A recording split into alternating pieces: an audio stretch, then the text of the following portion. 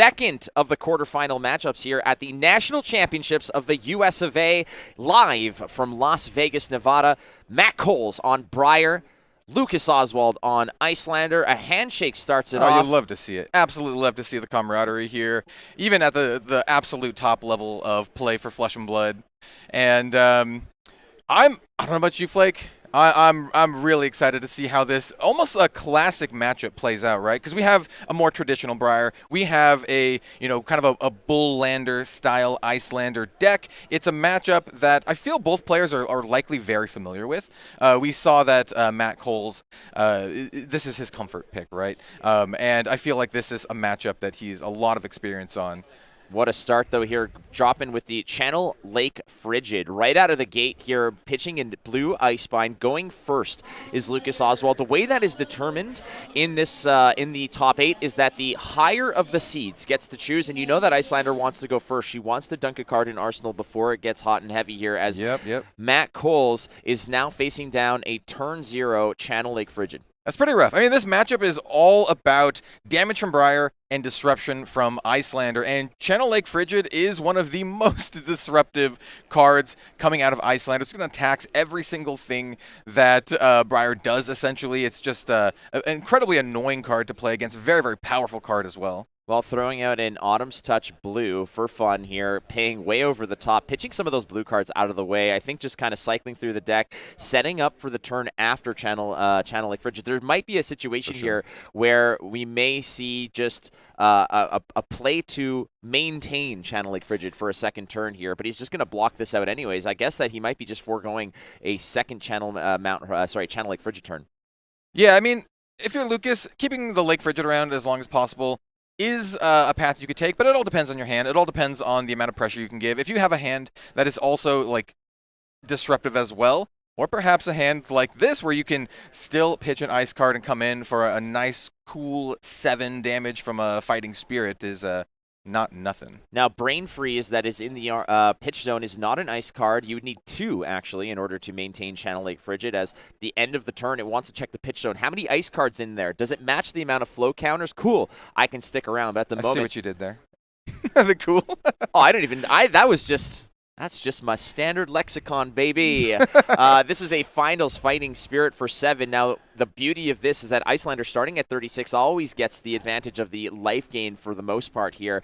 We're tossing some equipment in front of this, and I don't mind this. And the reason why this is not a bad play of just tossing equipment early, Kel, there's not many on-hits in that deck. Yep, I like this block. You basically get to keep your hand. You have all this awesome card equity that you just want to run out on the field to do as much damage as possible. And this is a great way to start. You know, a nice old Nimblism giving a +3.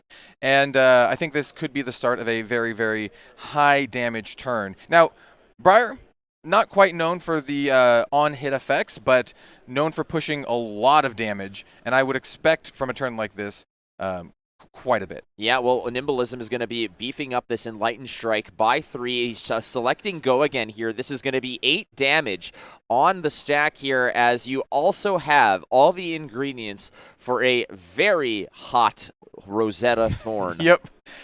Rosetta Thorn, if he has another 0-cost attack that has Go again, they can do that as well. You just have to respect the damage output here. Aether Hail met with a sink below. 1 leaks through, creating an embodiment. We're going to pitch that Channel Mount Heroic to send the Rosetta Thorn. And in this case, Matt Kohls dodged a turn where there might have been an ice situation here. And ultimately, it was a D-React that was in Arsenal. Icelander loving those ice cards in Arsenal. Yeah, something to note for future turns. Matt did pitch a Channel Mount Heroic there, so we do know that one Mount Heroic is on the bottom of the deck. And Mount Heroic is one of the cards that enables Briar to have these really, really big explosive turns. This is a red Aether Ice Vein. It got fused with the ice card, as you can see revealed over there. That card loves to be played out of Arsenal. Right now, 5 arcane damage. Not enough to cover this up. Not enough arcane barrier for Matt. So he has to decide here. Probably going to soak a lot of it. But on hit, it's discard or pay 2 here. So he's shedding a card one way or another. Matt just deciding what is the most efficient way to do this. Yep, this is exactly what Lucas wants. He wants cards like Aether Ice Vein that demand cards from Briar, and that's kind of the name of the game of the strategy here. Disrupt them, take cards, and apply a little bit of pressure here and there until you can get to this, kill zone area where you can activate your boots and then try to seal the deal. 32 for Matt Kohls here. My suspicion is Matt Kohls, like you mentioned, just bring the pain. This is how you want to do it. Starting with the CMH, the channels have been changed, as it were. We went from Lake Frigid to Mount Heroic, but in between, we're tossing out a Polar Blast to not only draw a card from the arsenal here, but also create a Frostbite. So a little bit more friction here, not the smooth ride that Matt Kohls would have liked. Yeah, nice little cantrip from the arsenal, but the big thing here is getting that Frostbite token. Channel Mount Heroic, like I said, one of the really, really big cards that enables Briar to really, really pop off. But, this is what Icelander wants. Hey, I see your Channel Mount Heroic, and I want to slow you down as much as I can so you can't just pop off. Perhaps the card in hand, perhaps the card in arsenal is a 0 cost, and he's going to have to, spend a card to do any of this stuff. Now, this Frostbite may have just completely gooned the entire turn here because he's opting to actually pitch away the Swarming Gloomveil. Now, he did set up a Channel Mount Heroic. Yeah, still around. So he's got another turn, depending on how much cards he keeps going into his next turn. It could be a very, very scary turn. Giving +3 to all of your attacks is quite good. Channel Mount Heroic living for another turn here. Lucas Oswald now has an opportunity to maybe throw a little heat back at Briar. However, keeping a card in arsenal here is likely wise. We're going to open up here with a Cold Snap. Yeah, Cold Snap's an interesting one here. And did you see Matt Kohls reading it? Cold Snap does threaten to essentially freeze a card in Arsenal, which, it could be a big play here, depending on the card in Matt's Arsenal. He's got to, think, hey, do I care about this card in Arsenal, or do I care about a card in hand more? Yeah, that's basically what he's thinking about now. You have to evaluate between the two, because you're not necessarily losing the card other than if you want to pitch it here. Again, the Cold Snap is blue, you pay 1, fine. So obviously valuing the card in arsenal over letting it freeze out there. So still a very, again, a very a disruptive turn, as it were, which is what Icelander's going to do. Icelander's not going to be able to completely jam out Matt Kohls' turn. But I think what he wants to do here is maybe every turn like a 10 potential damage turn into like a 7 damage turn. For sure. And you see Matt here getting rid of non-attacks. And that's what you want to do when you have Mountain Heroic on board, right? You just want to maximize your attacks and, get as much value out of that +3 as possible. And here we see an attack from the arsenal that will get Go Again from its own effect, but also a nice little +3 bonus from that Mountain Heroic, pumping it up to a nasty 7. But here we have Blizzard from Arsenal. That's a goozle there. Yeah, that is the ultimate remedy to this nasty concoction Matt's trying to brew up here. But it's a Blizzard that's going to ask for 2 resources. But not only that, Icelander also creating a Frostbite off of her own text. So playing a Blizzard at this juncture, especially on a CMH turn, is absolutely crucial. It's... To Matt's credit, he does have a blue ready in hand, being able to pay for that Blizzard and have 1 floating to also pay for that Frostbite. So, Matt is ready for a situation like this. Depending on the last card in his hand, he could follow up with another nice little 0 cost attack, which it looks like he's going to be doing. This one not fused, so it's just coming in for a raw 7. But it's 7. That's what Briar wants to do, push as much damage as possible. Create breakpoints, chip away. I mean, that's Icelander's, marching orders as well as a game of attrition. And Matt Kohls knows that there's going to be a lot of defense thrown in front of these cards. That Blizzard possibly saving Lucas Oswald a hell of a lot of damage. And looking at the deck list here, this Briar list, I mean, the earliest renditions, pre-errata, pre-bans, etc., those Briar lists maybe had 6 to 10 blues at max. This one here, the narrative has changed for Briar, leaning on a lot of blues. Yeah, I mean, I could count it. It would take a little while. They're running a significant amount of blues, right? 22, I believe. And that's quite good going into this matchup in particular because, Icelander is really, really going to threaten those resources. And we do see, a decent amount of Arcane Barrier on Matt's side. He's running that new Dyadic Carapace from Dusk Till Dawn, making use of that nice little Arcane Barrier on that, as well as Arcane Barrier from his headpiece. Getting rid of cards like Frost Hex, I think, is wise here. I don't think you're ever going to have that as a win condition in any way, shape, or form. As Sonata Arcanix being pitched into, looking to flip 4 cards off the top, looking for a nice little mix of non-attacks and attacks. And does he find it? Perfect ratio. Absolutely perfect. So that's going to do a little bit of arcane damage, and but more importantly, Matt's going to get some cards in his hand, and he really wants this card equity so he can, go as wide as possible, threaten Lucas's hand as much as possible, and hopefully get through all of the disruption that he's been able to dish out so far. Now, this list here that Lucas Oswald is running does potentially have the option for Alluvian Constellus, which could help Icelander to alleviate the cost of the waning moon, but opting instead for the tunic here. What are your thoughts on Alluvian Constellus against a Runeblade? It's interesting. I think you have to just think and estimate how much arcane damage that they're going to be putting out, and I think the call so far has been a really good call.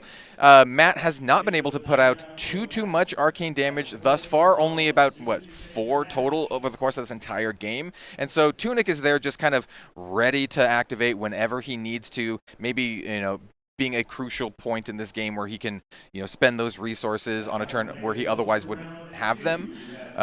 So yeah, I do like the Tunic here, for sure.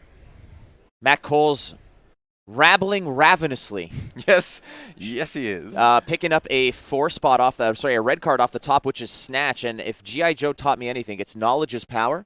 And knowing that there's a Snatch around the bend here is good information for both players, frankly, as Matt Kohls knows that there's a Snatch coming around, but Lucas Oswald also needs to be cognizant of that. Yeah, I mean, Snatch is great. Just gives you actual just card advantage, especially when your opponent's rocking the Snapdragon Scalers, in their loadout. So this is not just a 0 for 4 draw card and then arsenal it. This could be a 0 for 4 draw card and then play the card and continue a big punishing turn.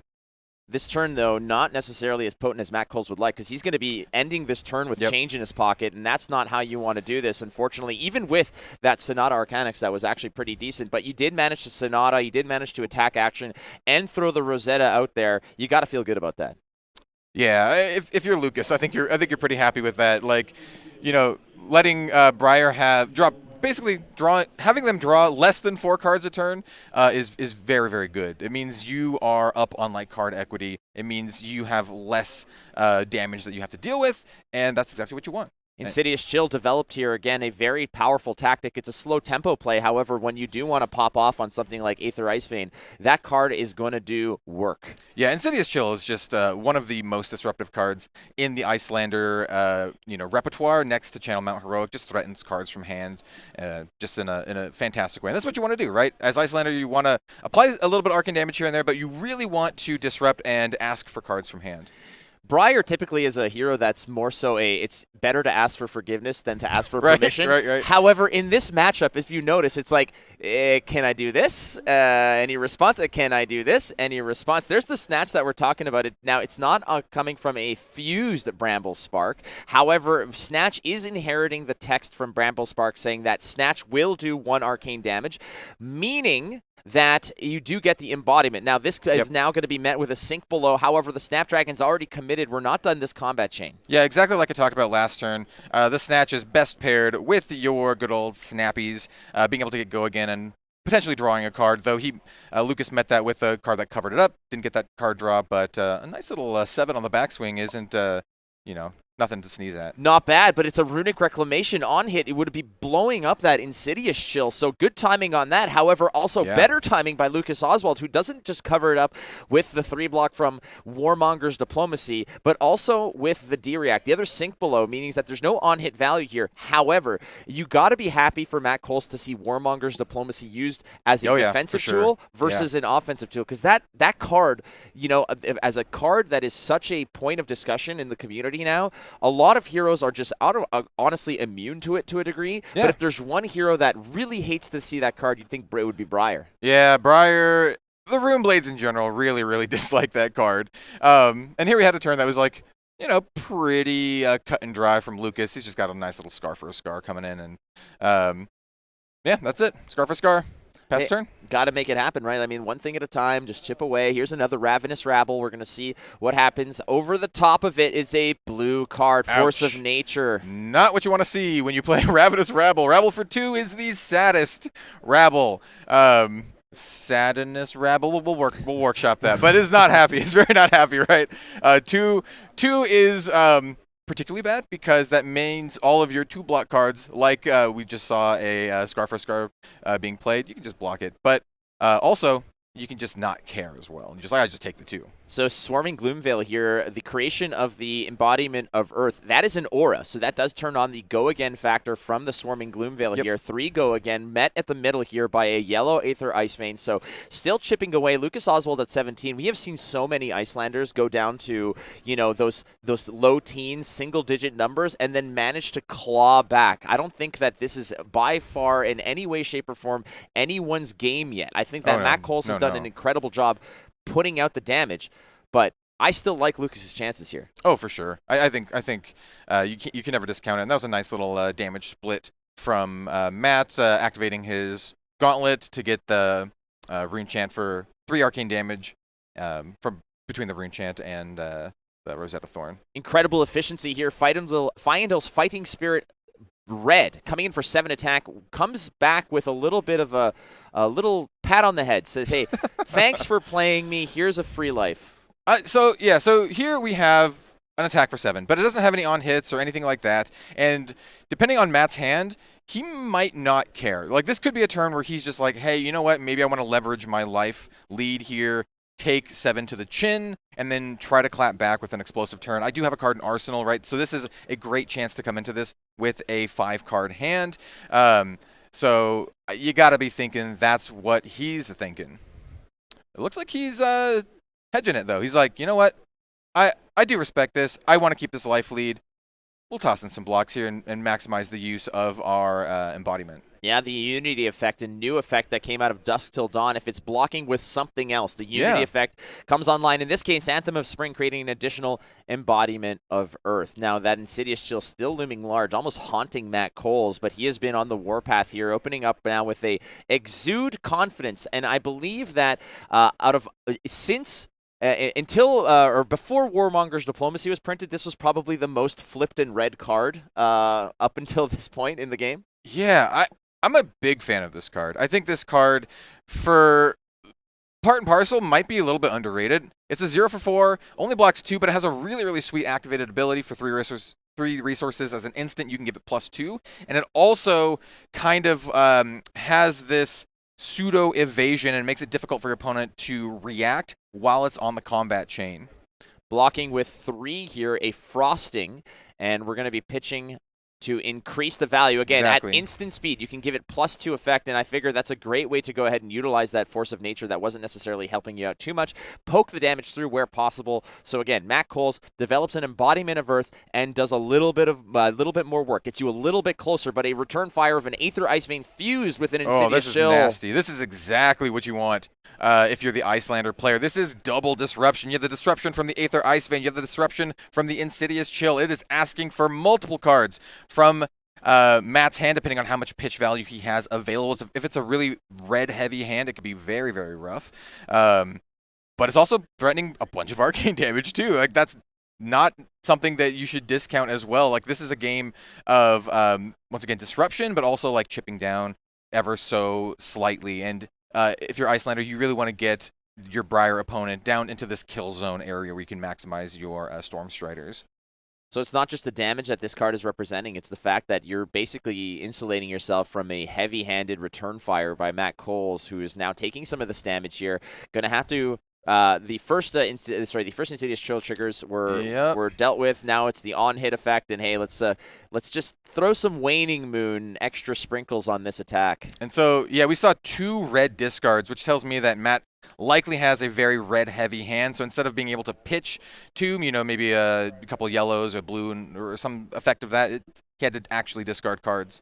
Oh no, and a Channel Lake Frigid again, just adding insult to injury in this entire turn sequence here. As again, Channel Lake Frigid opened the turn. That's brutal. We have to pitch. We have to pitch 2 to play Arcanic Crackle, a card that should be free, but hey. Nothing's free in Vegas. Yeah, this is brutal. This is a great sequence from Lucas, being able to, leverage your Aether Ice Vein as well as your Insidious Chill. And then, hey, here's my other incredibly disrupting card with Channel Lake Frigid. This is a battle of the channels, right? We have Lake Frigid versus Mount Heroic, and Lake Frigid is here to say, hey, you know what? Slow it down a little bit. Not only that, but the Channel Lake Frigid getting a free pass here because of the fact that you can kind of cheat it out on your opponent's turn. And exactly, yeah. That means you almost get it for a free extra turn. Yeah. This Warmongers doesn't care for this turn because Lake Frigid only checks at the end of your turn, not at the end of your opponent's turn. So the Arcanic Crackle does the 1 arcane damage. That one leaked through here. The 3 physical still on the stack here. We're going to go ahead and throw an Enlightened Strike in front of this. Absorb the damage. Again, Lucas Oswald was kind of freewheeling, dealing here a little bit in terms of what damage to accept. But hey, you block it where you can because you can send it back here, as we're going to go ahead and throw another Finals Fighting Spirit with that extra loot bag return, which is the 1-up that you get from it. Yeah, I really like Lucas's position here. He's got 2 onboard forms of disruption, and he was able to clap back with a 2-card hand and present 7 points of damage. And, the life totals, they're still, not super low, but 7 isn't nothing. Just taking the 7 and going to 12 from Matt is, once again, I've talked about, this kill zone area. 12 is getting there. It's really getting there. And you can't just, you have to think about this when regarding this block. You have to respect the 7. Matt Kohls here flashed another Arcanic Crackle, deciding how to block this. He's at 19. There is eventually going to be a dangerous position where he will be within Stormstrider's distance, and that can be a scary endeavor. So right now, throwing the gloves and a 3-block in front of this. Yeah, I think that's the real power of Bullander, right? You have all this disruption, but you can also just keep the 2-card hand and be like, yo, here's 7, deal with it, right? I have the disruption. I can just leverage my cards defensively and still clap back for quite a bit and have this onboard, consistent disruption. Hey, let's pay 4 for Channel Mount Heroic, but you've got to eventually set up a turn here. And with the 1 floating, we're going to go ahead and actually throw out a Snatcher. So this is going to be 7 damage. You are establishing a Channel Mount Heroic for a follow-up turn here, and Lucas at 14 has to be realizing that sure, 7 damage, that's half my life total right now, but it also is going to give Matt Kohls an opportunity to obtain an arsenal. Yeah, Battle of the Landscapes of Wraith, Mount Heroic versus Lake Frigid here. And yeah, once again, 7, not nothing, especially when Lucas is sitting at 14. But like similar turns, I imagine he's just going to try to go into this with a 2-card hand and try to follow up with another really, really disrupting turn. Being able to draw a card from I take that back. He's not going to be able to draw a card from that. I mean, a good use of the Tunic here, perhaps. Lucas hasn't really used it much, I don't think. And ultimately, if you want to be able to, maybe throw a card back. You want to have something to disrupt here, as he's going to be pitching to Coronet Peak to essentially tax Matt Kohls by 1 and maintain an arsenal. Now, Channel Lake Frigid is going to go bye-bye. It's going to thaw out. It's not happening anymore. So Matt Kohls will have an opportunity here to maximize the potential of Channel Mount Heroic without having to worry about Channel Lake Frigid. From Channel Lake Frigid to Channel Lake Tepid, it is off the board here, which is great for Matt, right? Going into a turn where he has Mount Heroic active, and this is exactly what you want. You want a 0-cost go-again attack action. Good old, the most ravenous of rabbles. All right, well, so they're just double-checking some of the game text here. Ultimately, the Channel Mount Heroic is going to be beefing up this Ravenous Rabble. We've already seen a Ravenous hit for a red, and we've seen it hit for a blue. And there's 1 yellow floating around, so hedge your bets, Vegas. Matt literally has 1 yellow in his entire deck. It's a Pulse of Candlehold. He does have quite a bit more red, so the odds of this coming in for 4, well, base 4, then the +3 from the Heroic, is good. But, it's all luck of the reveal, I suppose. Well, Ravenous Rabble also still on the stack, and I think that Lucas Oswald is just asking a few questions here. It is up to him here to potentially respond. Ultimately, off the top, we didn't quite hit for the cycle. Right. But it's still great to peel a red here, as this is going to be a 7 go again. I mean, after hitting that blue, this is exactly what Matt wants to see. He's like, how bad is my luck? Okay, at least I got a red. At least I got a red here. Lucas Oswald considering his blocks. I believe there's a Blizzard in hand as well, and he's going to go for the Aether Ice Vein Blue out of the arsenal, and you don't like this as Matt Kohls for multiple reasons. Number one, yeah, it's the arcane damage. That sucks. Number two, the Insidious Chill. But number three is the card that he fused with is probably the last card he wants to see. Yeah, it just shows that Blizzard. He's just like, hey, you know what? All this go again, maybe I make it so you don't have that go again at some point in the future. So, Matt, he knows that now. That's open knowledge, so he has to at least respect it to some degree. Lucas, looking at his hand, I'm not sure how many other ice cards are in his hand, so it might be something that he just wants to keep in hand and utilize as a fuse card, especially when you're rocking all these Aether Ice Veins, which present so much disruption. One more trigger of Insidious Chill, and the Channel Mount Heroic will be going away, and Lucas Oswald manages to take everything here. Matt Kohls at 16, no Arsenal. Ooh, just presenting a nice little couple points of damage there from the Rosetta Thorn, going down to 5. Like, that's pretty scary. It is scary if you're a hero that can't operate on your opponent's turn. That's true. I mean, you also have the Storm Striders active as well. And Lucas is just happy here to just, here's my Scar for his Scar. I would be surprised if he did much else this turn. Probably just Arsenal, one of the last cards in his hand. I feel like that's the modus operandi here. Well, you also have to think about what the reach is here for Lucas Oswald. Should he be presented lethal? What is the optimal hand here? Having something like Emeritus Scolding in Arsenal, the Stormstriders, there is a potential, there is a ceiling to what you can push through. Yeah, I mean, like, also, you got to think about your instants in hand, right? Like, Blizzard is an instant. It doesn't have any block at all. So, like, getting that out of hand, putting it in your arsenal, or just, making some use of it is likely what you want to do. Tome of Harvest getting a little help from Embodiment of Earth is going to block 3, taking 1. Matt Kohls at 15, Lucas Oswald at 5. This is the second round of the quarterfinals of the National Championships of the USA here in Las Vegas. Flake alongside Red Zone Rogue, and a lot of eyes on Briar and this particular matchup. Yeah, and I like that play of the activation of the Coronet Peak to get rid of that instant from hand, so you still have more blocks. So you get advantage out of out of the card, but you also get it out of your hand.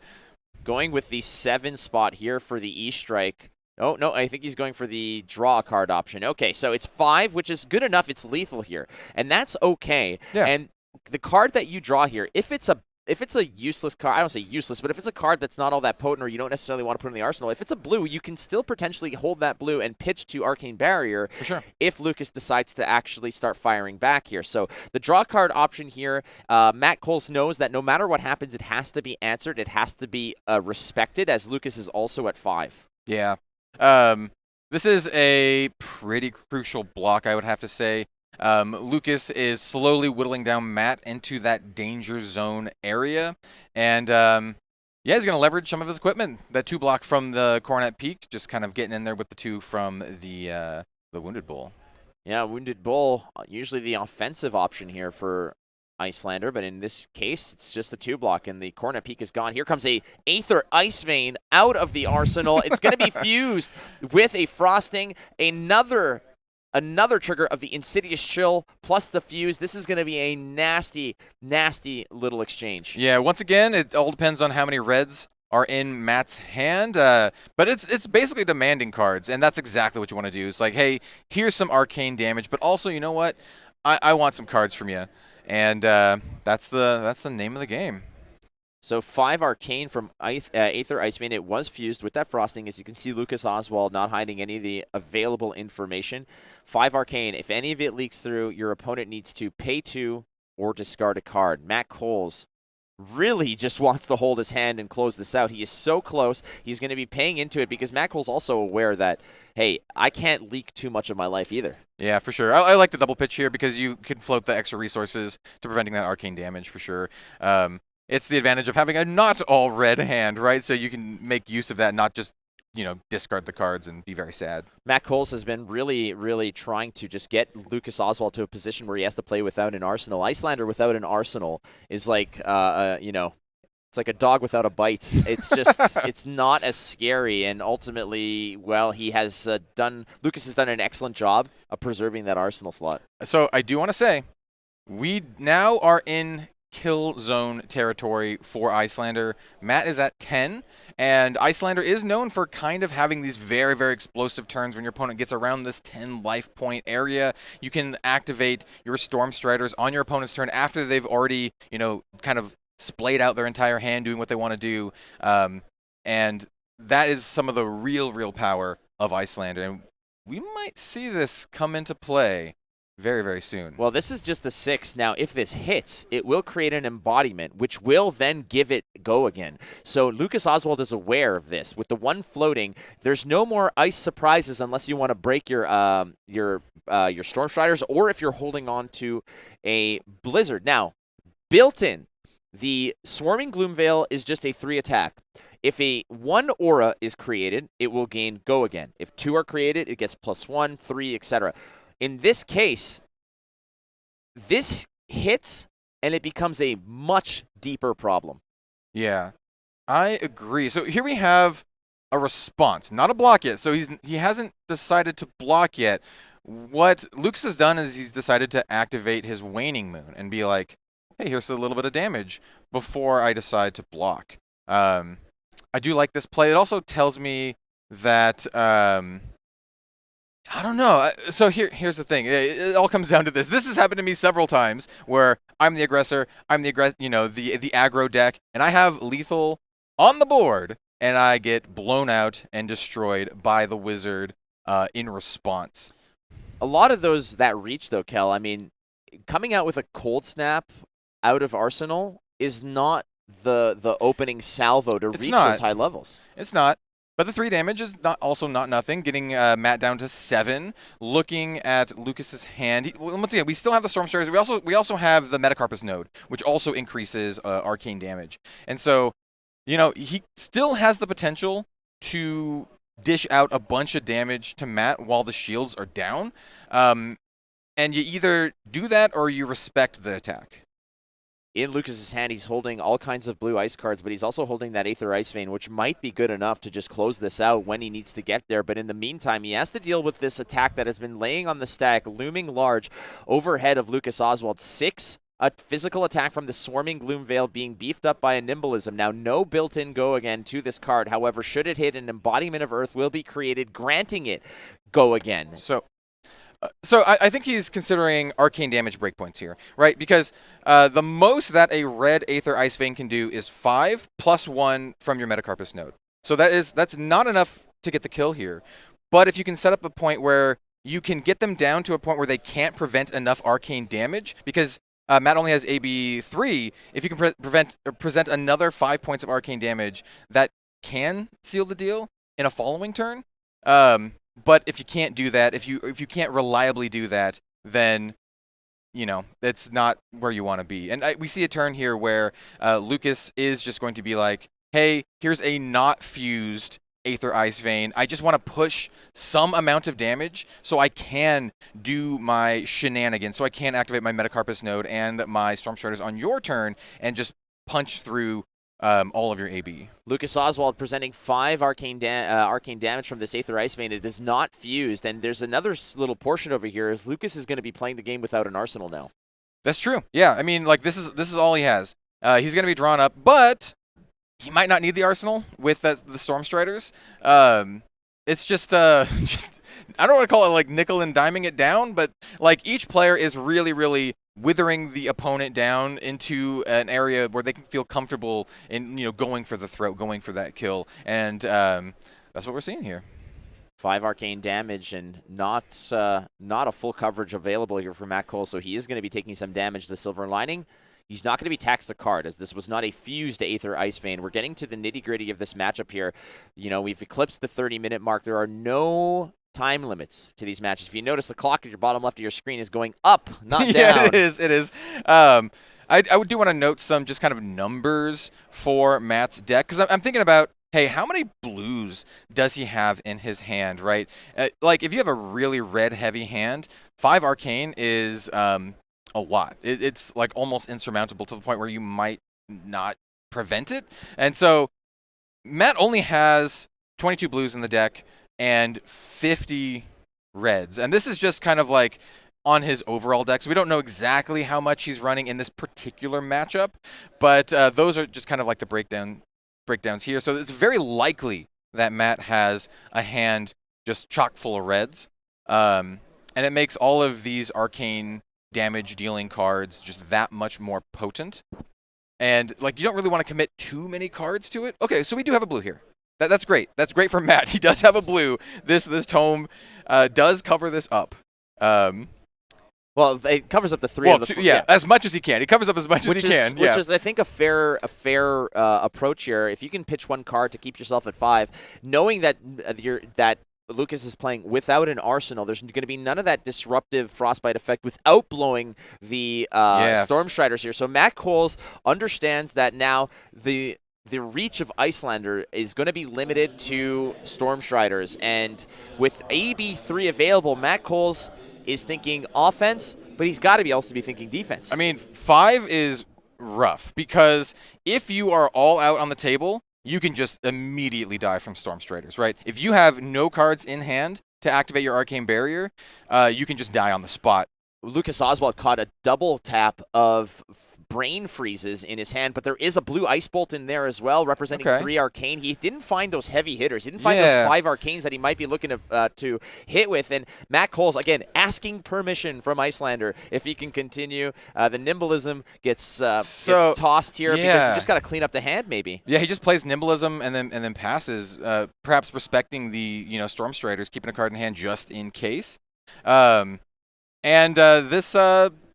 AB. Well, it's only coming in for 3, right? And so if Matt has a blue, this is a pretty nice just cover up here. You pitch your card, cover it up with your AB. Don't get, into a more dangerous position here. And that's pretty rough here. Yeah, just pitching his entire hand to soak up as much arcane damage as possible. I feel bad for Matt Kohls here because he had an opportunity to actually take advantage of this and finds a pretty nasty hand. And Emeritus Scolding. That's game. Finishes things off. Matt Kohls was so close, so close.